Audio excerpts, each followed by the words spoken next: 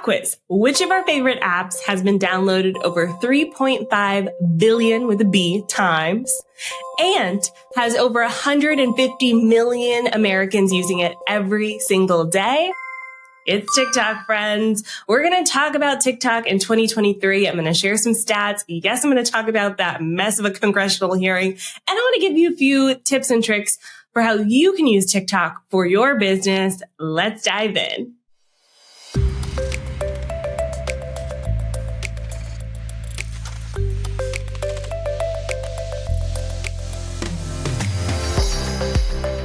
Welcome to the Savvy Social Podcast, the show that blends stories and strategies to help businesses create engaged and profitable online communities using the unique power of social media. And now your host, ANDREA Jones. Y'all know, I absolutely love TikTok. I scroll through the app so much that it gives me that cute little notification that says, hey, your thumb must be sore. You've been scrolling a lot. And I go, TikTok, I don't care. I'm going to keep scrolling because I truly just enjoy the experience on the app. And it's been a long time since I've actively enjoyed apps outside of work. So I like my work. I like what I do, but I'm typically not scrolling on Instagram when I'm not working, if that makes sense. Like, too much of a good thing can be bad.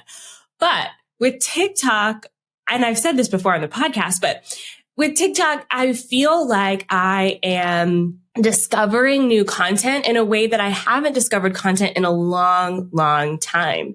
You know, even with content discovery platforms like YouTube, you kind of have to know what you're looking for first before YouTube starts recommending things for you. Even if you just log into YouTube for the first time, it's probably going to show you some of the most popular videos, but it won't really figure out your niche interests until you start putting in search terms and it starts recognizing those. Whereas TikTok's algorithm is a work of freaking art. TikTok knows that I am super into Drag Race, so every single drag queen, give them to me. I want to watch all of them. TikTok knows that I love spicy romance novels. The spicier, the better, but totally happy ending focused. And it gives me all the book talkers that review those books. What I'm trying to say is the algorithm knows me. Okay. And so I actually personally enjoy the app. And as a business owner, I think it's great and a fascinating study in users and how users want to consume content because marketers haven't really messed it up yet. Like, as a marketer, I think my highest video has gotten like 30,000 views or something like that. Not a lot in the grand scheme of things. So when I think about it from a marketing perspective, I'm like, oh, my content has to be dope in order for the audience, the general public, to like vote on it with their attention. And I think this is where a lot of people get super frustrated with TikTok because their content does not have mass appeal.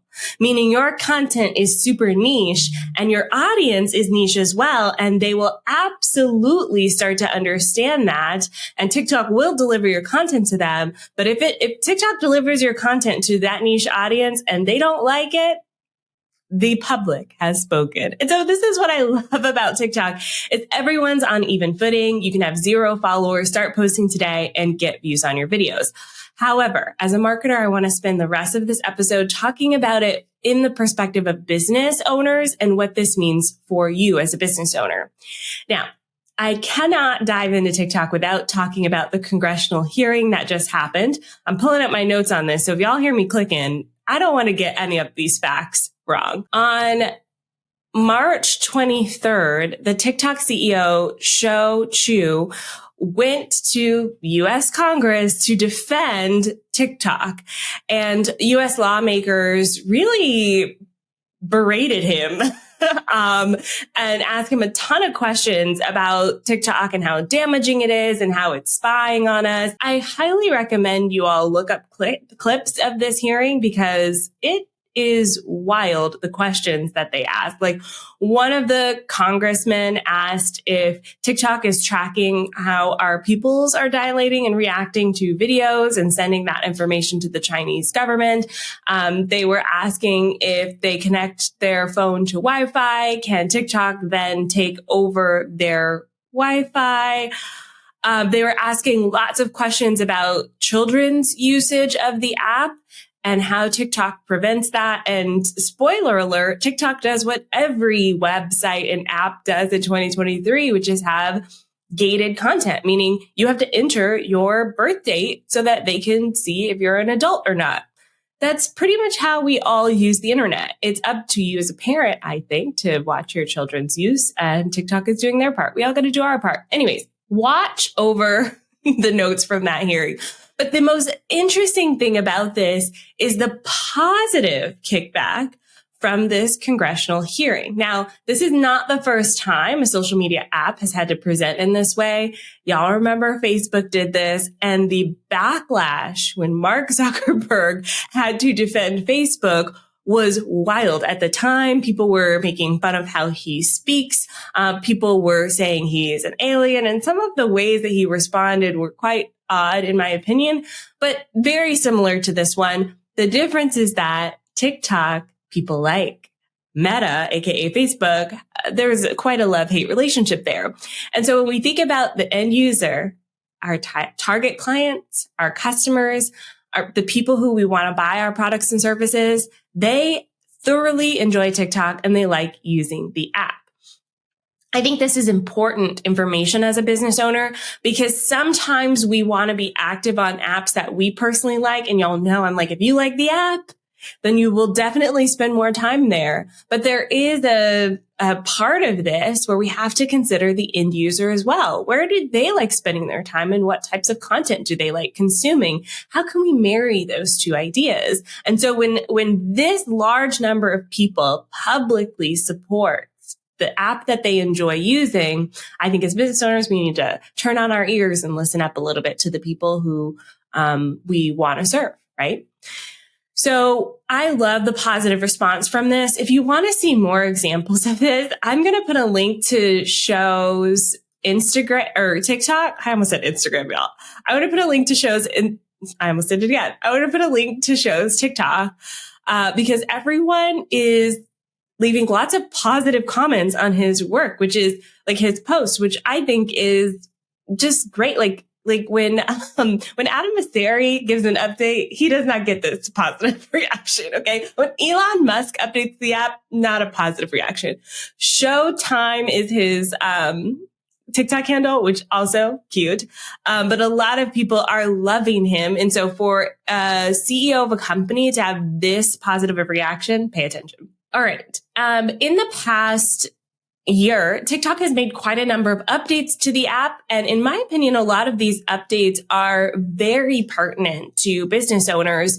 And especially they're geared towards helping us create better content, and they're geared towards helping the user experience. I cannot say the same for Meta or Twitter. And I'll probably do whole episodes on their updates as well. But the updates that TikTok is making actually make sense. Like, for example, one of the updates they did in the past year was expand the caption. So it used to be that you could have 100 characters, and now you have over 2,000 characters when it comes to typing out your caption. And so that is a clear win, that something people asked for that they gave us. They also gave us things like sounds for business. If you have a business account like I do, sometimes it can be challenging to find trending sounds or trending audio that's not copyrighted. And so they created a whole way for us to do that. They even added in things like scheduling videos right within the app or on the desktop version. So when we think about the updates and improvements they're making, they definitely have the end user in mind. All right, we're going to take a quick break. When we come back, I want to revisit some of my viral clients and then bring some observations to you that we've had over the past year for how you can leverage TikTok for your business.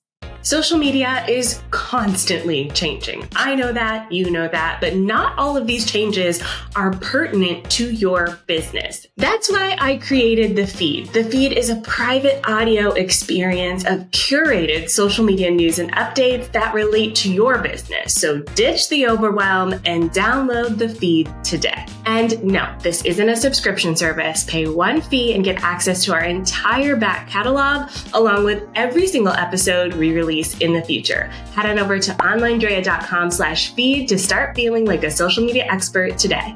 And we're back. So I'm going to link in the show notes to the original episode where I had 3 clients go viral.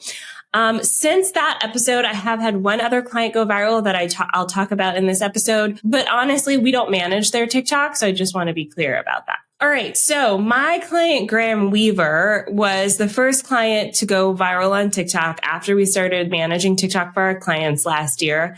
And I just looked, and out of his top 5 videos, the one that we posted, actually almost all of the ones that are viral are ones that we co-created with him. And they were during that time that we were really pushing hard on his TikTok. So this was April, May, June of 2022. Now, I'm pulling up his account now. His most watched video had 8.3 million views. And the one that first went viral for him now has 4.5 million views. But looking at his top 5 videos, they were all videos that we co-created with him. The thing that I want to note as well is how many followers he has, because followers on TikTok don't matter. So tip number 1, don't pay attention to your followers. I would say push for 1,000 followers so you can unlock some features like TikTok Live. But we don't really need followers on TikTok because, as I mentioned before, TikTok pushes your video out into the feed, into the For You page. No matter how many followers you have, the public decides if they want to watch these videos. Now, the first video for him that went viral, the reason that it went viral is still applicable today. That video went viral because it felt real. It felt like you were kind of looking into a conversation and you were getting insights to something without it feeling like someone was telling you what to do, or kind of, over explaining something. It was a 2-part video. So the second part of that video also got quite a number of views, but the first part got the most views. And so when I think about business owners, how we approach this, we can't be like Gary Vee and have people follow us around all day. But what we can do is give an insight into what our business is like.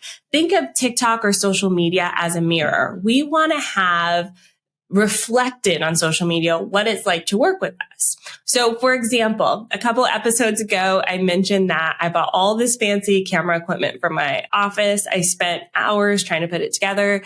It didn't look that much better. So I got really frustrated and started fine tuning about a different lens for this, a different light for that. At the end of the day, the amount that I spent, which was thousands of dollars, and the amount of time that I spent didn't equal the output that I wanted. Plus, it felt like I was putting on a little bit. And as these videos have shown, people don't want the fancy studio. They don't want to see all the setup. We want to see the real, the raw, like reality TV. There's a certain polish to it. Yes, but it's like a real people, right? So I think that's the key takeaway from his account.